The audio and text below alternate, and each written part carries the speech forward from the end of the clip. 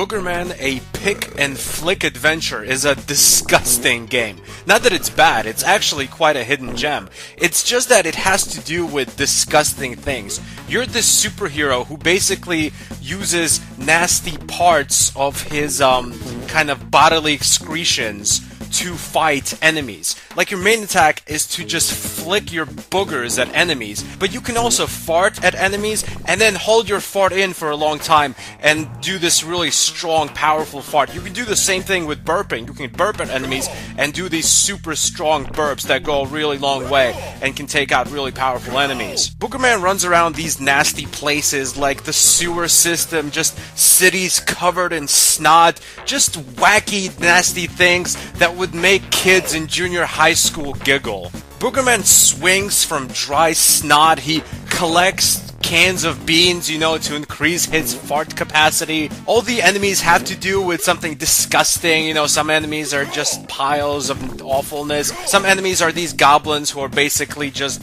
toilet goblins. It's a game that tries to be wacky and tries to gross out, kids. It's a game for kids, basically. But despite its really strange and like, ooh, nasty, ooh, disgusting kind of atmosphere, it's actually surprisingly good. I mean, the game is drawn very well. It controls incredibly well. It is, as I've said, one of the hidden gems in the world of retro platforming. And the reason it's hidden is because it's just not a game for any kind of demographic. Because it would be such a gross concept to kids, they'd be like, ew, icky, They would basically buy this game to laugh about it. Like, some 12-year-olds like, hey, dude, check it out. I got this game where a guy farts at enemies.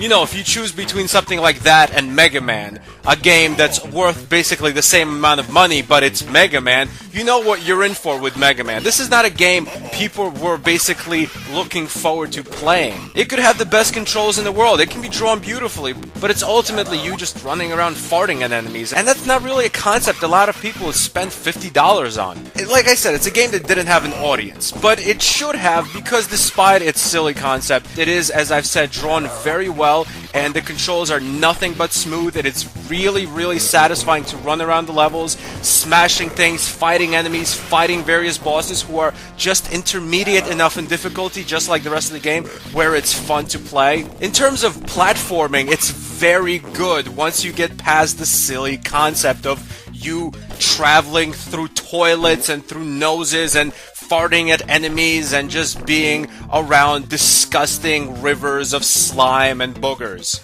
I've wanted to review this game for a long time because this is a game from my childhood, and not for the right reasons. When I was a kid, I used to think this was a bad game. Like, when I sat down to make this review, I thought I would be making something like an awful Genesis games type of review. But the memories I had about this game as a kid are all wrong. I think the reason I thought this was a bad game is just because I thought it was just a stupid concept, and also, I played it when I was sick.